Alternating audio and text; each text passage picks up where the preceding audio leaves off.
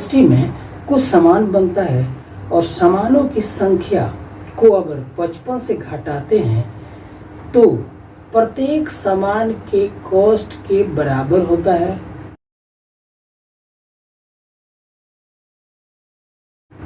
और कुल कॉस्ट 750 है। मतलब इस तरह से कि कोई इंडस्ट्री है, उसमें कुछ सामान बन रहे हैं तो हम मान लेते हैं कि सामानों की संख्या n है। मतलब जो आर्टिकल्स का प्रोडक्शन हो रहा है उसमें हम आर्टिकलों की संख्या को n मान लेते हैं। तो n को बनाने में 750 रुपये खर्च हुआ है। तो हम कह सकते हैं कि एक आर्टिकल, मतलब n अगर आर्टिकल्स हैं तो 750 रुपये लगा है। तो एक आर्टिकल को बनाने में 750 अपॉन n रुपया खर्च होगा। n क्या है? तो हमने मान लिया है कि नंबर ऑफ आर्टिकल्स अर्थात सामानों की संख्या n है। तो n आर्टिकल को, सामान को बनाने में 750 रुपया एक पार्टिकुलर दिन में खर्च होता है। तो एक आर्टिकल को बनाने में टोटल खर्च कितना? एक आर्टिकल बनाने में खर्च हो जाएगा टोटल कॉस्ट 750 अपॉन आर्टिकल की संख्या। तो और ये भी दिया है प्रश्नानुसार कि 55 में से अगर आर्टिकल की संख्या घटा दी जाए तो ये हो जाता है एक आर्टिकल को बनाने में किया गया खर्च। तो हमारा 750 अपॉन n एक आर्टिकल को बनाने में खर्च है और 55 माइनस n भी एक आर्टिकल को बनाने में खर्च है। तो इन दोनों को बराबर करना होगा क्योंकि दोनों एक ही चीज़ है। मतलब एक आर्टिकल बनाने में खर्च का मान है। तो हमने दोनों को अगर बराबर कर दिया तो एक इक्वेशन बनेगा और ये निश्चित रूप से द्विघात समीकरण बनेगा। आइए इसको सिंप्लीफाई करते हैं और मैं आशा करता हूँ कि आप बात समझ रहे होंगे। थोड़ा हमने समझाने का प्रयास किया है कि भाई बिल्कुल उसी तरह से कोई फैक्ट्री है, उसमें कुछ सामान बन रहे हैं और n सामान बनाने में 750 रुपया खर्च हुआ है। ये भी दिया है कि 55 में से आर्टिकलों की संख्या को घटा दें तो ये एक आर्टिकल बनाने में जो खर्च है उसके बराबर होता है। और क्योंकि टोटल प्रोडक्शन में खर्च 750 है तो एक आर्टिकल का खर्च 750 अपॉन n है, तो दोनों बराबर आएंगे। अब इसको सिंप्लीफाई करें तो हमारा ऐसे आ गया एक रिलेशन कि 55n माइनस n स्क्वायर ये बराबर हो जाएगा 750 के। तो रिलेशन ऐसे बन गया कि a minus n square and plus 55 n minus 750 बराबर 0 हो जाएगा। अब n स्क्वायर का साइन माइनस है तो सारा साइन चेंज कर दें तो ऐसे रिलेशन बन गया कि n square minus 55n and plus 750 बराबर 0। और 750 का हमने खंड किया। अब 750 का खंड करके दो ढूंढा, दो संख्याएं। तो इसमें दो संख्याएं हमारी आ रही हैं 55 और 30 और 25। इसमें से हमने जो ढूंढा है उसमें से 30 और 25 को गुणा करने पर ये मान आ रहा है 755। तो 30 और 25 को जोड़ने पर 55 आ रहा है। तो हम ऐसे फैक्टर कर सकते हैं कि n स्क्वायर माइनस 30 पहले ले लिया, 30 और 25 55 होता है तो दोनों का एक ही साइन होगा। तो यहाँ पर माइनस 25 n भी लिखेंगे एंड प्लस कितना है तो 750 बराबर 0। आइए अब आगे बात कर लेते हैं। अब फर्स्ट पेयर से हम n को कॉमन करते हैं तो ब्रैकेट में n माइनस 30 आएगा।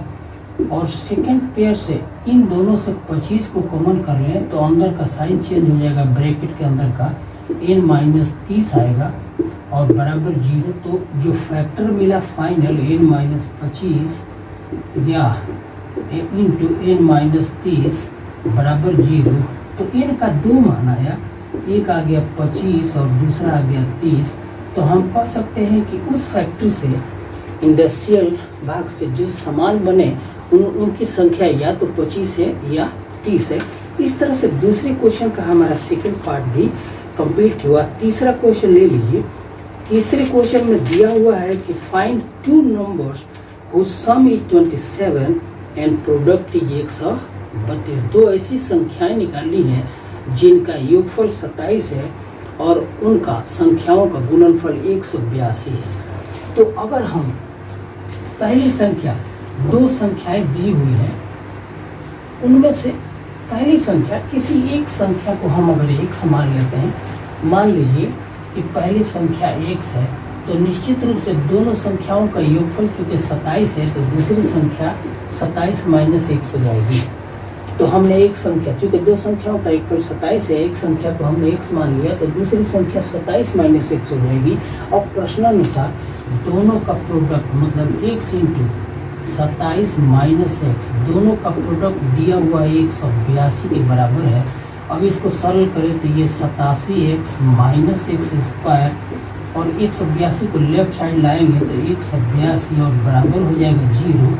या रिलेशन ऐसे हो गया कि minus x square plus 87x minus 182 बराबर 0। या एक्स स्क्वायर का साइन माइनस है तो सारे साइन को चेंज कर दें तो रिलेशन ऐसे बन गया x square minus 87x and plus 182 बराबर 0। 182 ले लिया, और 182 का खंड करने पर हमें दो संख्या मिली 13 और 14। 13 और 14 का जोड़ 27 होता है। तो हम ऐसे लिख लेते हैं कि x square minus 14x minus 13x and plus 182 बराबर 0। अब फर्स्ट पेयर इनसे x को कॉमन कीजिए तो x माइनस 14 आएगा, एंड माइनस सेकेंड पेयर से इस पेयर से 13 को कॉमन कीजिए तो x माइनस 14 आएगा। तो हमारा फाइनल फैक्टर ऐसे आ गया कि x माइनस 13 और x माइनस 14 बराबर 0। तो x का मान 2 आ गया, एक 13 आ गया और दूसरा 14 आ गया। का अर्थ ये हो गया कि दोनों संख्याएं, एक 13 है और दूसरी है 14, जिनका योगफल 27 हो जाएगा। अब हम क्वेश्चन नंबर, ये क्वेश्चन नंबर 3 था, तो क्वेश्चन नंबर 4 देख लेते हैं। और इस एक्सरसाइज के सारे क्वेश्चंस देखेंगे ही, छोड़ेंगे नहीं यार। आप हमारे साथ बने रहिए धैर्यपूर्वक और इंटरेस्टिंग बनाते हुए क्वेश्चन को आइए करते हैं। और 3 क्वेश्चन है, कर ही लेते हैं। क्वेश्चन नंबर 4 है कि दो क्रमागत संख्याओं के वर्गों का योगफल दिया हुआ है 365। तो मान लिया कि पहली संख्या x है, जैसा कि प्रश्न है, क्रमागत संख्या है, दो कॉन्जिक्यूटिव नंबर्स हैं, तो एक संख्या अगर x होगी तो निश्चित रूप से दूसरी संख्या, चूंकि क्रमागत है तो पहली संख्या x हो गई तो दूसरी संख्या x प्लस 1 हो जाएगी। और प्रश्नानुसार दोनों के वर्गों का योगफल मतलब पहली संख्या का वर्ग जमा दूसरी संख्या x प्लस 1 का वर्ग, और इसका मान दिया हुआ 365। तो आइए हम संख्याएं निकालते हैं। अब इसको सरल करें तो ये X square plus a plus B whole square की तरह इसको तोड़ते हैं तो X square plus 2x and plus 1 आ जाएगा बराबर 365 है।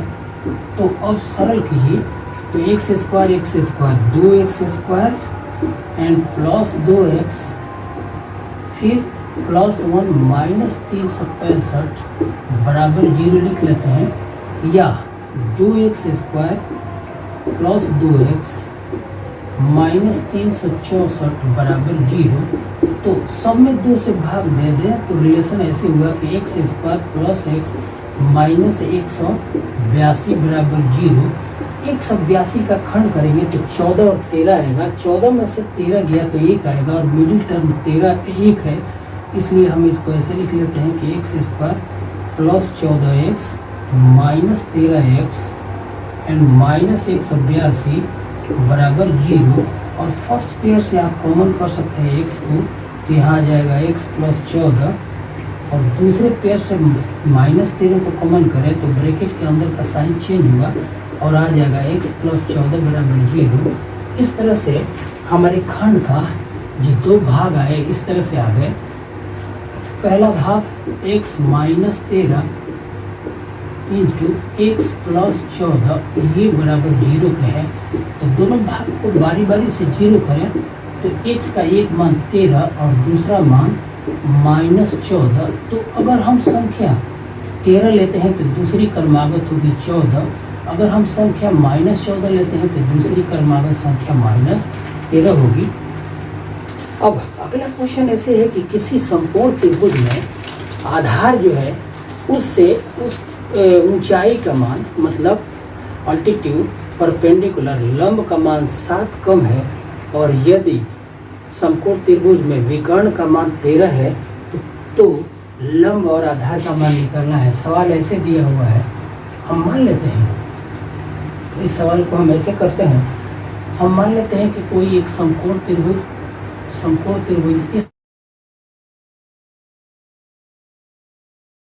इस तरह से बना है जिसमें आधार का मान b मान लेते हैं बेस के लिए, और इसमें कर्ण का मान ऑलरेडी 13 दिया हुआ है, और जो लंबाई है इसका मान आधार से 7 कम है। तो यदि आधार b है तो ऊंचाई हो गई b माइनस 7। अब आप जानते हैं कि आधार का घात 2 जमा लंब का घात 2 ये बराबर होता है कर्ण का घात 2 के। तो हम सबका मान रखते हैं, आधार के लिए b स्क्वायर कर देते हैं और लंब के लिए b माइनस 7 होल स्क्वायर, तो बराबर 13 का स्क्वायर हो जाएगा। अब ये इस तरह से कि b स्क्वायर प्लस इसको a minus B whole square मतलब b स्क्वायर माइनस 2ab, तो 7 दूना 14b हो जाएगा, एंड प्लस 7 से 49 बराबर 13 169 इतना आ गया। तो बी स्क्वायर और बी स्क्वायर तो 2b square minus 14b and minus 9 में से 9 गया 0, 6 में से 4 गया 2, 120 बराबर 0। सबको 2 से भाग दे दें तो B square minus 7b and minus 60 बराबर 0। अब इसका खंड करते हैं, कैसे खंड करें? तो 4 के 12 और 5 60 का खंड करेंगे तो 12 × 60 और 12 में से 5 गया तो 7 आएगा, मिडिल टर्म 7 है। तो इसको हम ऊपर लिख लेते हैं ऐसे,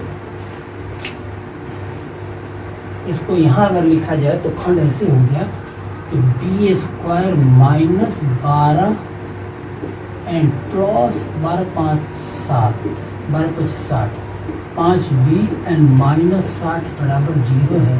तो इसमें से फर्स्ट पेयर यहाँ से हम b को कॉमन कर लें तो b माइनस 12 आ गया, और प्लस 5 को कॉमन कर लें तो सेकेंड ब्रैकेट में b माइनस 12। इस तरह से बेस का मान 12 आ गया। तो 12 में से 7 घटा दीजिए तो 5। तो समकोण त्रिभुज में आधार का मान 12 और लंब का मान 5 आ गया, और ऑलरेडी 13 कर्ण का मान दिया हुआ है। तो इस प्रश्न का उत्तर भी हो गया। अब बिल्कुल हम अभी सवाल बनाए थे दूसरे का दूसरा कि एक फैक्ट्री है, उसी तरह से यहाँ पर एक कॉटेज इंडस्ट्री है जिसमें कुछ सामान बन रहे हैं इस तरह से कि एक दिन में जितने सामान बने उनका टोटल कॉस्ट 90 रुपया है। तो यदि हम सामानों की संख्या मतलब जितना सामान प्रोड्यूस होता है उसमें से सामान की संख्या को n मान लें तो एक सामान की कीमत टोटल खर्च एक दिन का है 90 रुपया, तो 90 रुपया अपॉन n कर देंगे तो एक सामान का खर्च हो गया। मतलब एक सामान के प्रोडक्शन में जितना व्यय हुआ है, जितना खर्च हुआ है उसका मान हो गया 90 अपॉन n। यदि हमने आर्टिकल जो प्रोड्यूस हुआ एक दिन में उसकी संख्या n मान लेते हैं तो, और प्रश्न में ये दिया है कि सामानों की संख्या का दुगुना से 3 ज़्यादा है एक दिन का सामान बनने में जो खर्च है। तो यदि हम आइए इस सवाल को ऐसे बनाते हैं, हमने मान लिया है कि एक दिन में जितने सामान बने उनकी संख्या n है, तो 90 अपॉन n एक सामान बनाने का खर्च है, और प्रश्नानुसार दिया है कि इसका 2 गुना से 3 ज़्यादा। मतलब तो इस रिलेशन को अब अगर हम सिंप्लीफाई करते हैं तो रिलेशन ऐसे बन गया कि 2n स्क्वायर प्लस 3n बराबर 90, या 2n square plus 3n minus 90 बराबर 0। अब 2 और 90 का खंड करेंगे और हमें लाना है तो ये हो जाएगा 2 × 3 × 3 × 2 × 5। इसी में से मिडिल टर्म 3 है तो हम क्या करें, तो 15 और 12, तो 5 तिहाई 15 और 3 दूना 6 दूना 12, मतलब 15 में से अगर 12 निकल गया तो 3 बचेगा। तो इस तरह से खंड ऐसे आ गया, 15 और 12 का पेयर बन रहा है। तो ये हो गया कि 2n² plus 15n minus 12n minus 90 बराबर 0। और फर्स्ट पेयर से सिर्फ n को कॉमन करते हैं तो 2n बच गया एंड प्लस 15 बच गया। और सेकंड पेयर से हम 2n 6 को कॉमन कर लें तो यहाँ पर 2n और प्लस 15 बचेगा, 15 छक 90 और बराबर 0। तो फैक्टर इस तरह से आ गया कि n minus 6 into 2n and plus 15 बराबर 0 है। तो n का मान हम 6 आ गया, मतलब एक दिन में जो सामान का प्रोडक्शन है उनकी संख्या है 6।